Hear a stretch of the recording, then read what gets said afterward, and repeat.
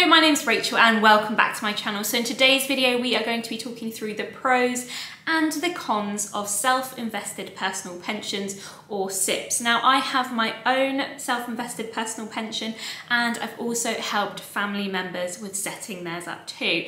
Now, obviously, as I have my own self-invested personal pension, I believe that there are far more benefits and pros to having a SIPP than there are negatives, but I do want to cover the negatives in this video as well. So starting out with the pros, the first major pro is that you can combine all of your old workplace pensions. So this is something that I did when I set up my self-invested personal pension. I went back through old work pensions, however big or small, and collected them all together and put them into my own self-invested personal pension. This means that I can manage them much better. They're all in one place. I can choose the investments that are right for me, for my self-invested personal pension, and get a really good idea of how this pot of money is growing for me and if I'm going to meet my goals and targets for my own self-invested personal pension. So it really does give you a strong degree of control with your own pension. So moving on to the second pro, and that is that you can invest in exactly what you want to invest in your self-invested personal pension. So perhaps with a workplace pension, there might be only a set number of investments that you can choose to make, but with your self-invested personal pension, you will have much more choice. Now, depending on which provider you choose to go with will depend on the variety of investments available, but currently for me, there's over 1,000 different investments that I can choose from. They can range from funds, ETFs, actively managed trusts. I can also invest in individual stocks and shares as well.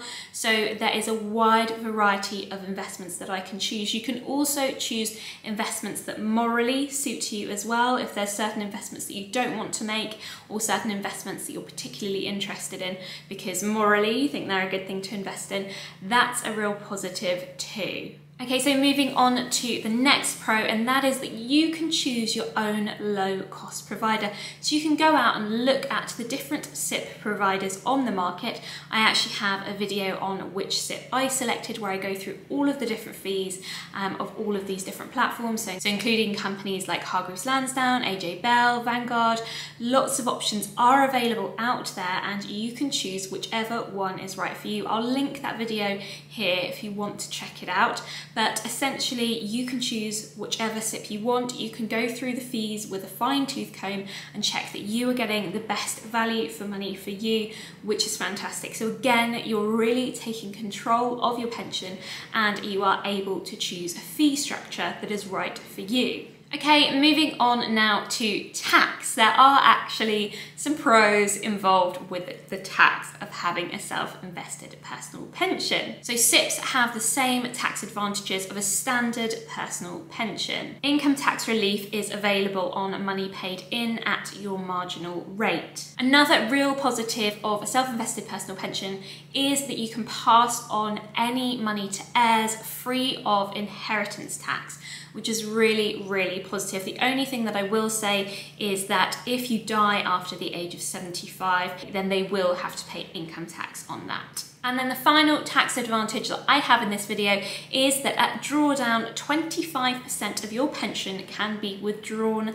tax-free, which is fantastic. There might be some more tax advantages that you've heard of with self-invested personal pensions or pensions. So if you want to pop them in the comments down below to share with people who might be watching this video as well, then I'd be really grateful.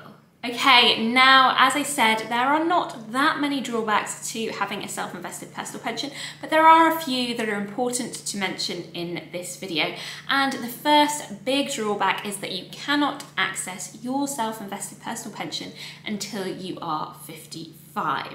So a lot of people might have ideas of wanting to retire early. However, if you want to get your hands on this money, you will not be able to get it until you are 55. Also, from 2028, this age rises right up to 57. So it'll be another couple of years before you can access your self-invested personal pension. So another drawback in terms of tax relief is that you will have an annual allowance of £40,000. However, you can only earn tax relief up to 100% of your earnings. So if you're earning less than £40,000, the tax relief will be up to that point. So if your earnings are lower than £40,000, you'll be entitled to tax relief only up to the amount you earn. And then the final drawback of investing in a SIPP or a pension as a whole is that there is a lifetime allowance. So if your pension exceeds the lifetime allowance of £1,073,100, I mean, wouldn't that be lovely? You will incur extra tax charges. Now, what I'm going to do is put the link for the government website down below so you can read that in a little bit more detail, because I think that probably would be a video in itself. However, this only applies, as I said, if you reach that pension lifetime allowance of £1,073,100. That lifetime allowance has slowly been decreasing over the years, so it is something that is worth keeping an eye on. So those are the pros and cons of investing in a self-invested personal pension. As I said, it is something that I do on a regular basis. I moved my historic pension pots into one pension, which is really nice, and I am really enjoying seeing that money grow and taking the control of being able to add into that account as and when I want, and choosing the investments that I want to make. So I've really enjoyed that aspect of it, but it is worth considering all of the pros and cons before you start investing in a self-invested personal pension. Let me know if you have any questions in the comments down below. I will more than happily answer them if I can help with anything. I'm not a financial advisor, so please always go away and do all of your own research and make sure that you're comfortable with any investments that you're making with your own money. Thank you so much for taking the time to watch, and have a really lovely day. Bye bye.